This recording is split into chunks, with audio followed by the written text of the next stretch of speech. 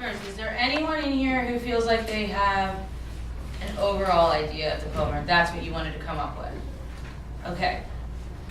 If you can let us go through this line by line and kind of relate it to the lines as they pertain, as we talk about them, okay? Okay. Instead of, I don't want to ask you what do you think the overarching theme of this is. I want you to tie it to each of the lines as we go through, okay? Okay.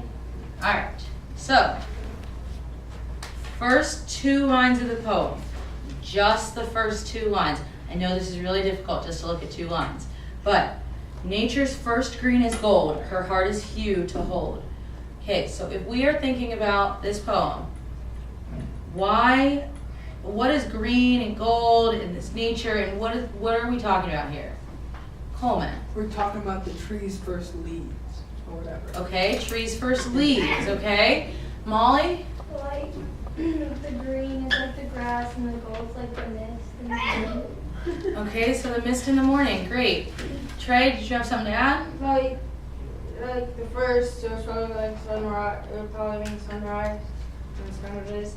And so it's like how the green at first is gold, and like since the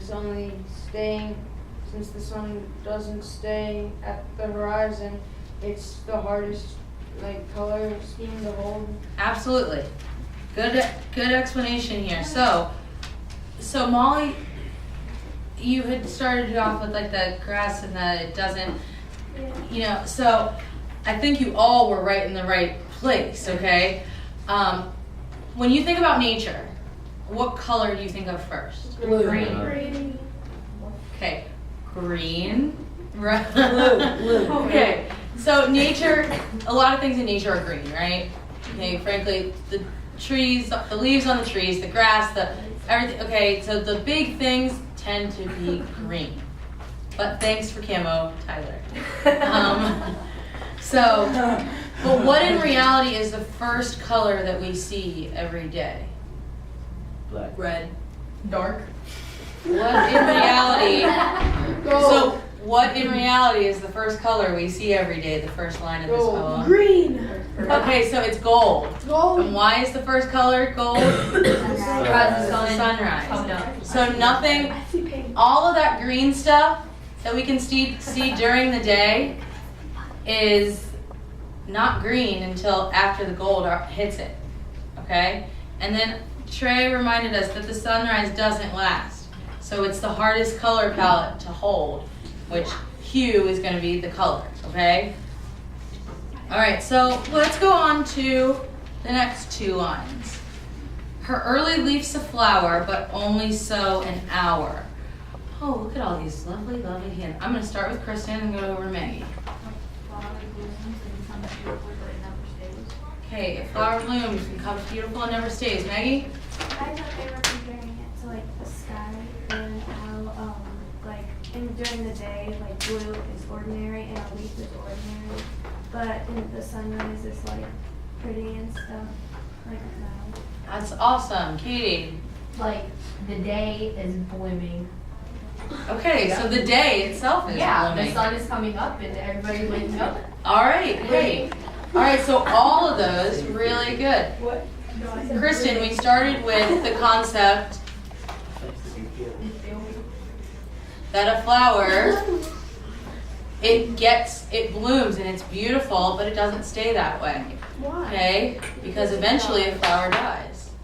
Right? More than an hour. No. Right though? Eventually a flower dies. Can you agree with me on that sentence? Okay, we'll address the hour part in a minute, okay? Okay, sunrise. All right, and then Maggie that's exactly how all of you really got that concept there, that, you know, it's not going to stay, right? That's where we're going here. So this only so an hour, what might this be referenced to specifically? I Trey? think after the sun rises and the colors become how they ordinarily are, how we see them like almost all the time. Okay, so a sunrise, okay, it only lasts about an hour.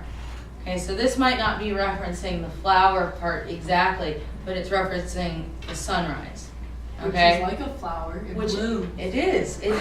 Very good, Coleman. That's exactly what I said. No, you didn't. It is, actually. What is- But, Wait, that's what you meant? no, I was Oh. confirming that is what you said. So, alright, so our 5th and 6th lines. Then leaf subsides to leaf, so Eden sank to grief. Who is familiar with this allusion? And what is this allusion to? What's an illusion? Like, A mind trick. What's an illusion? It's a trick. Not that illusion. Who remembers the other illusion that we went over? Elusive school. Well, Emma? if it's considered dance-wise, it's... Nah, we're not on dance Real either. well. Magician. How about that figurative language that we went over? Magician. what? The figurative language that Like, we it's like did. a comparison. Comparison to what? Comparison to happiness. Oh, you were almost there. A comparison to an inanimate Sadness. object. Grief. Okay, so an illusion, Mm-hmm. as we went over when we went over figurative language, was or is a comparison to another piece of literature. A reference. Oh. An allusion, A-L-L-U-S-I-O-N, not an I don't know illusion, this. I-L-L. Okay? So an illusion, what is this alluding to? These two lines. Is anyone familiar with Eden and what this might be referenced to? Go ahead, Sydney. Okay, Greek mythology does mention an Eden. The Bible. Okay, it is actually a biblical reference. Blah, blah, blah, blah. Okay? So where does Eden come up in the Bible? Ooh. Trey, yeah, go ahead and tell us about this It's story. like, What is Eden? What does it represent? Eden was like this perfect. It was like a That's a great word. Keep using it. perfect It was a garden. place. There was a garden, and the Adam and Eve, the first man and woman, they lived there for a while, and then eventually they sinned and got kicked out of Eden by God, and then the world became imperfect. Okay, so perfect place, paradise-like, right? Is that fair enough to say? It's like paradise. They had everything that they could have ever wanted or needed right there, but they chose to sin, and then they got kicked out. What'd they do? They They ate ate they ate the forbidden fruit. I know what this is. But And then like say, okay, so It's a song. all right, so that's what our line is referencing. So Eden sank to grief. Eden was this great place, but when Adam and Eve chose to sin, it was a really sad place, okay?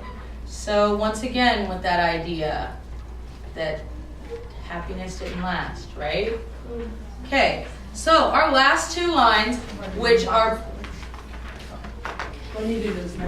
pretty clear in what they mean. Can I have somebody go with the second to last line, Coleman? So dawn goes down today. What is that telling us? It means. Oh, it means the sunrise? No, wait. Is that, Is. is dawn the afternoon or the morning? You were right the first time. Oh, the sunrise goes away. The sunrise does go away. Okay, so sunrise, it only happens for a little while each day. Then it gets, I'm gonna pick Trey's word out from before, it gets ordinary. It gets to the sky that we see all the time. Okay? So the last line here is telling us nothing gold can stay. So, at this point, what do we think is our overarching idea that this poem is trying to get across? Katie. Everything dies. Wow. Well, like, no, I don't. Wow. That's how all But- those Good one. Never mind. No, No, everything dies. Like, Everything nothing. okay. Nothing. Well, I'm trying not to, like, say the title, because that's Okay. pretty much what I'm going for. Okay, and it's hard to rephrase this. I understand that. Nothing Kristen, Yeah. nothing stays perfect forever. It's Okay. yellow for Nothing stays happy. Like, no matter how long it lasts, nothing good will last forever. Okay, so nothing good will last forever. Nothing bad will last forever either. All right, so we're all on the same page here. Does this make sense? This poem makes sense to you? Totally. Even if the words in it might not, the idea behind it, does that make sense to you? Yeah. Okay, so considering the idea behind this poem, how is this related, or why is this poem meaningful to Ponyboy? What? Okay, Trey, go ahead. Well, because he had a life that he liked, and he was okay with where he was, and then, murder, to on the lam, to homesick, to starving in a church. Okay, so you're going even like, what was part of his life that he liked? His family. Watching the sunset, His hair. absolutely. He liked his family. What is he missing? His His hair. hair. He's missing his hair. Okay, what was taken away from him tragically? Dignity. His parents. Parents. Bob. His parents were taken away from him tragically. Okay? All right, Derry. The relationship with Derry was taken away tragically because when his parents died, before his parents died, he had a great relationship with both of his brothers. But then his parents died. Coleman. Freedom. Dairy, not Hey, dairy. freedom's been taken away, absolutely. That's what on the lamb is.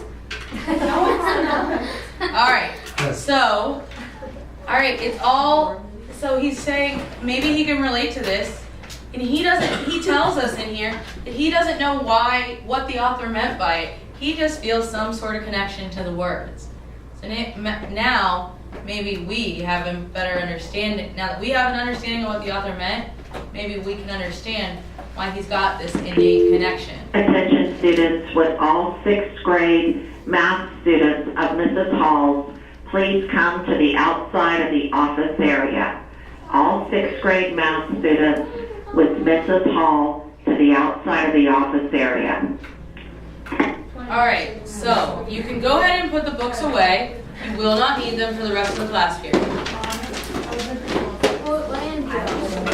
All right, so here's what we're doing. There are lots of directions to this, so please make sure you are paying attention.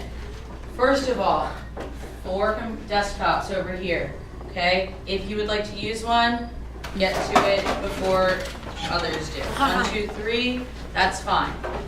I need you guys to sit though, and I need you to listen. Okay, can we just get a computer? Coleman, he's gonna have to get past you. Wow. Oh, man. Okay, Trey, go. All right. If you get it, All right. Please sit. Please sit. You can get your pencil in a second, I promise. I got a lot of stuff to explain to you. See what Boys. he does to me? He just confuses me. Boys, sit. There's no reason to be on the computers nor to log in. Everyone else, if you do not have a laptop, there is one very close by to your desk, okay? What we're going to be doing has nothing to do with the book, okay? Or nothing to do with what's in the book exactly. We're going to be finding quotes that are meaningful to you, the way that this poem is meaningful to Ponyboy, okay? So you don't have to relate your quote to anything that's going on in the book. It just has to mean something to you, okay? All right, so I have an example of a quote that, for whatever reason, was all over Instagram and Facebook this morning. But it's be yourself, everyone else has already taken. It's an Oscar Wilde quote. It's a great quote, but what we're going to do is use quoteland.com or any other site you may choose to use to find quotes. This is quoteland.com. Okay, this is what it looks like when you sign up. This is a great resource because you can then search quotations by topic. Once you click on quotations by topic, this is what's going to come up after it loads all the way. You are going to have alphabetically every topic, ranging from, you've got personality and originality to food, okay? And so it runs with every category you could think of. We've got philosophy and education, things like that, but you've got friendship also. So everything is here alphabetically for you, okay? You don't have to use this site. You can absolutely use something else. This just happens to be one resource, okay? So, you guys are going to use the computers to do that. Before you do any of that, as I asked you not to sign on to the computers yet, I also have these lovely word bubbles up here. This is what you will be putting your quotes on. Once you find your quote, write your quote in that format, okay? Quote, dash author, okay? If it's an unknown author, just dash unknown. If it's a proverb, dash proverb, what have you. You don't even have to use a quote off of here or offline. If you have a quote already and you know it, use it. I will get both of you at the end of this, okay? So just remember your question. All right, so then once you find it, you're gonna write it on this word bubble. Once you write it on the bubble, well, when you write it on the bubble, do it in pencil. Do it big enough that we're gonna be able to read it. They are gonna be displayed, so I need to be able to read it, What? okay? Once you have it written in pencil, you will wanna go over it with either Sharpies that are up here, markers that are back there, colored pencils, crayons, whatever. Just make it pretty. Like I said, they're gonna be displayed. All right? Then you're gonna cut it out. Okay? After you cut it out, on the back, you are expected to write a 1-paragraph explanation as to why you chose your quote. How does it inspire you? What about it's meaningful to you? Basically, why this one quote, okay? That paragraph needs to include at least 5 complete sentences, capital letters, punctuation, all the fun stuff included in a sentence, okay? Okay, I'm gonna go with Kristen's question first. How many quotes can you do? 1 quote on here. If you would like to do an additional one, you absolutely may, but I'm just gonna take 1 for the grading portion of it, okay? Coleman, do you have any idea what your question was? Okay, while he thinks, can I go ahead and get Becca and Sydney come this way first? And you guys, there are quote bubbles over here. You can just pick out your colors, and that way you guys can have them. Biggest, big, huge, gigantic, big deal.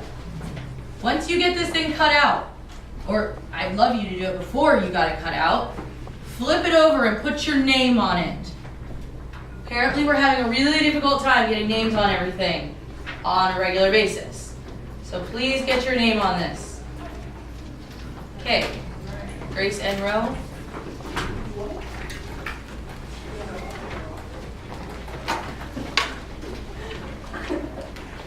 All right, you guys can now log on to the computers if you'd like.